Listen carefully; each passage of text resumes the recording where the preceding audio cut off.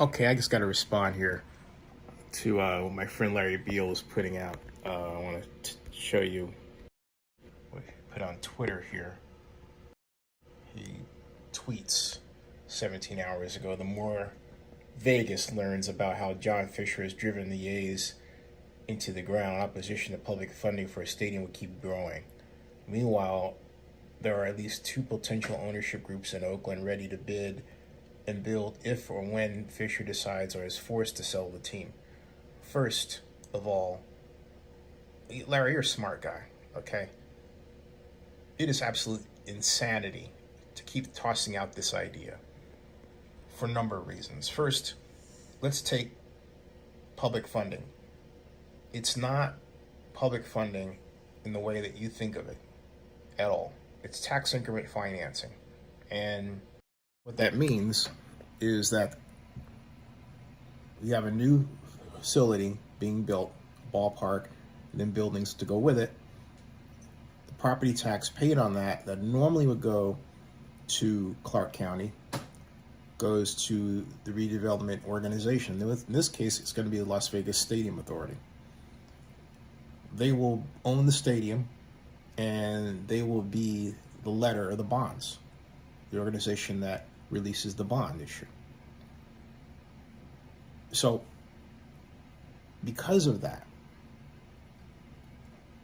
what is being voted on will not have no direct fiscal impact on the county or the state. A. B, unlike the Raiders bond, which had a 1.5 to 1, had a debt coverage ratio of 3/4 to 1 rather than 1/2. In other words, for every $2 of revenue, you had to have a $1 bond cost. What the Raiders had was a 1.5 bond cost versus $2 of revenue. And that's why I predicted he was going to get into trouble, and that's exactly what happened. Okay?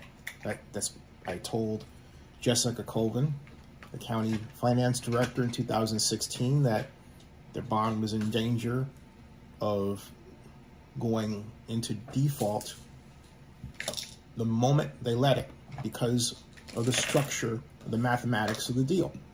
And they told me I was wrong, it wouldn't happen. They had a waterfall, yada, yada, yada. And guess what? That's exactly what happened, okay? This is entirely different, Larry. They learned their lesson there, in part because of me. And for those who don't like me or like that fact, too bad, because it's history. And so, the simple fact of the matter is, hi everybody, how you doing? The simple fact of the matter is, this deal's going to happen. The legislature, let's talk about the legislature for a second, all right? The legislature consists of part-timers. Many of them are small business owners, and they rely on their political connections to get as far as they have and to get their clients and keep their businesses intact. So there's no way that if you have casinos behind this, which is the case, and the whole of the political structure that gave them the opportunity to hold those seats for this project, that they're going to then turn around and vote against it just because of what someone in California thinks. We all made that mistake with the Raiders, including myself. I'm not making that mistake again. There's an old saying, fool me once, shame on you. Fool me twice, shame on me. Why don't you focus on the simple fact that the Oakland government didn't get the job done and educate everybody about how this is to be done? Because that's where the real story is. But this fake news that's being put out, and that's precisely what it is, isn't helping anybody. And I'm explaining to you right now, you all are going to have egg on your face when this thing is consummated and the move is executed. And it's sad. So please, stop contributing to this ignorance. It's not helping the public, Larry, at all. Subscribe to Zinni62. Hey, I'll be back for more. Hey, thanks. Hey, thanks. 13X. Thank you, 13X.